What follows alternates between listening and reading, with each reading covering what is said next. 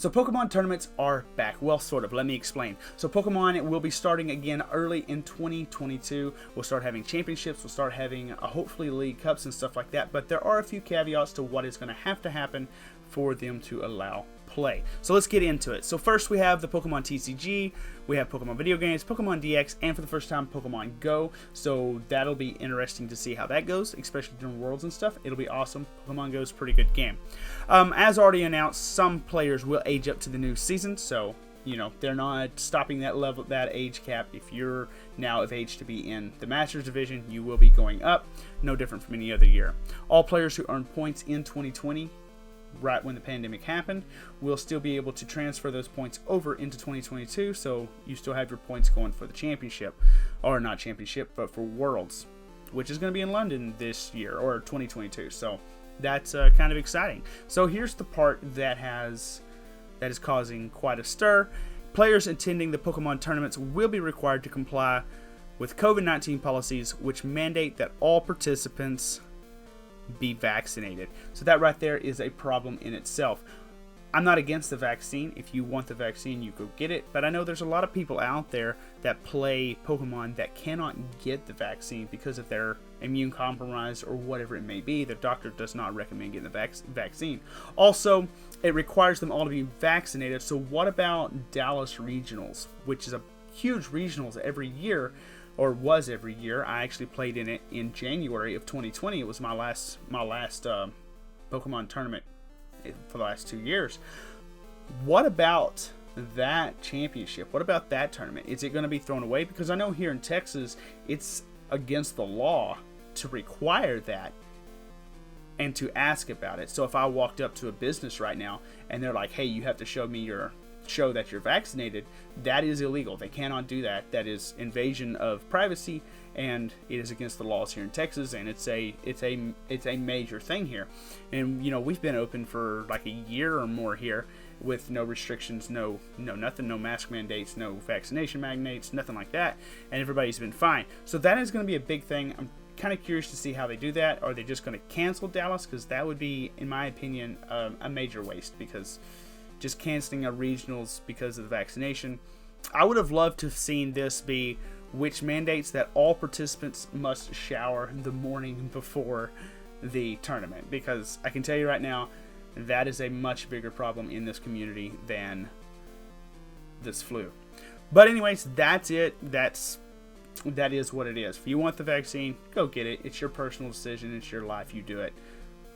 But it is going to kick a lot of people out who don't feel it's right for them, don't agree with it, or just absolutely cannot take it. Some events may require masks and social distancing. That is not unheard of. Prize and championship point schedules for each event will mostly mirror 2022. So 2020, not 2022. 2020 series ended in March because of the pandemic. They just canceled everything. So basically 2022 will be picking back up from there. Kind of makes me wonder if that's when it's going to restart, is in 2020, in March of 2022. It looks like we will be having a North American Championships, assuming everything goes well and, you know, numbers don't spike and all that and pandemic comes back. They will begin to, the points will be starting to count then. Since the season is going to be shorter, the points you gather will be for the North American system for Worlds. European Championships are taking place in April 2022. There will be no travel awards for the events because travel awards and stipends are provided to all players who qualified for the 2020 championships, which were canceled. Pokemon DX returns to Worlds, so that's fun. Pokemon Go returns. And let's hop into this little link right here to show some of the kind of like a FAQ type deal. Play Pokemon COVID-19 requirements. Signs must be posted. All individuals of the recent, known symptoms and stuff like that. All players, audience, and staff must wear face coverings. No eating or drinking inside the venue is allowed during the event for players and staff unless there is a clearly separated food service space operated in strict ordinance with local health regulations and ordinances. See, that's right there gets me. Local health regulations and ordinances. In Texas, there are none. There are no local health regulations or ordinances. We're wide open. It's 100% capacity for everything. We have huge Comic-Cons, huge everything, concerts, the whole 9 yards. So this kind of makes me wonder, will they be following Texas's local health and guidelines? Because that's where we are. We are in Texas. So, and I know we're fixing to have a Flesh and Blood tournament here in October, here the 15th, I believe. It's going to be pretty huge if it follows anything off of California. And California is really strict compared to what we are. So I'm interested to see what happens there. However, it must remain clearly separated from the event. So no eating or drinking while you're wandering around in the venue. You can step outside and do it unless there's a clearly designated place, but no wandering around and eating and drinking. Players are required to sanitize their hands. That's a pretty good thing to do, whether the pandemic was here or not, because some people, like I say, they should have implemented must take a shower before every match. Not every match, every tournament. Like every morning you have to take a shower, because some people are just absolutely gross and you don't want them touching your stuff. We strongly recommend that the venue have hand sanitizers available. That's good. Each match is to be at least 3 feet apart from other matches, spectators, and other places where people may congregate, so a little bit of social distancing there. A separate area is designated for spectators. Okay. Events, see, there's that adheres to local ordinances regarding social distancing again. See, in Texas, there is none, so I'm wondering if we're just going off of local or if we're going off of global. Like, you know, what laws, what rules are we picking and choosing? Are we just going with the WHO, or are we going to go with like Australia's guidelines? I'm just saying, I don't know. Events are to restrict local participation to a maximum of 30 individuals, including players and spectators at any one time when indoors, or 60 individuals when outdoors.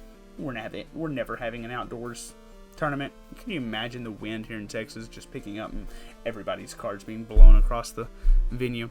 This is true even if more people could otherwise be accommodated while meeting all other requirements listed above in terms of spacing.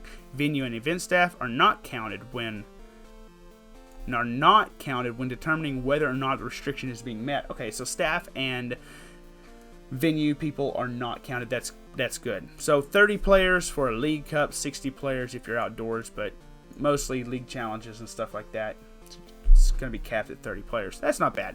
And in my area, normally we get around 18 to 20, but after the pandemic, you never know with that Pokemon craze that went on. Who is responsible for meeting these requirements? Everyone is responsible. Professors, you're to ensure the venue and all that meets. Store owners, you're responsible for enforcing the requirements and for making sure compliance is documented as well. So see here, right here, you're responsible for enforcing requirements, but in Texas the requirements are 0. Like, the only people that might be more open than we are is Florida, and I'm not even sure how that would be possible. But except for they did it first, so who knows? So I don't know what Texas would be enforcing if we even had tournaments. Players and spectators, you are to follow the instructions given by the venue and professors in charge. So, what if I cannot wear a face mask due to health reasons? If you cannot comply with the rules above, it is your responsibility to refrain from attending play Pokemon events until the requirements are lifted.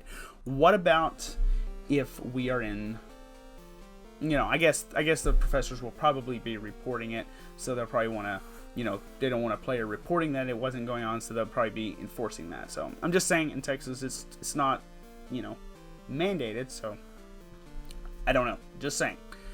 For play Pokemon events, we are not allowing food or drink to be consumed inside during the events unless there is a clearly separated food service. So this is something else. They're not allowing this, but let's assume we're having a Pokemon tournament down at my local card store. At the same time, they're having a Flesh and Blood or Dragon Ball Super tournament. Dragon Ball Super, they don't care. They've been open the entire time during the pandemic. They said if you want to play, you go play. Doesn't matter. What if they're eating food and drinking right next, like the next table over? They're like no nothing. You know, I don't understand. I don't understand all of these rules and how they're going to be enforced. So, should we need to provide documentation to play Pokemon?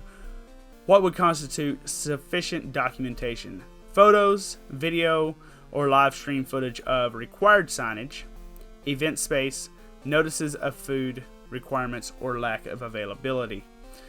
How will updates to this policy be communicated? We will email all active venues anytime this policy is updated. So hopefully this all goes away soon and we are able to it's actually been updated in the last 2 hours, if you see that. I wonder what they updated. But anyway, hopefully this all goes away soon. We can get back to playing Pokemon. We can get back. Hopefully Dallas Regionals comes around in 2022. I have no hope of that because it was in January last year. And if we pick up where 2020 left off, then it's after Dallas. So let's, I'm going to keep an eye on this. And if any more pops up, I will be making another video on it. So be sure to hit that subscribe button and we'll see you in the next video.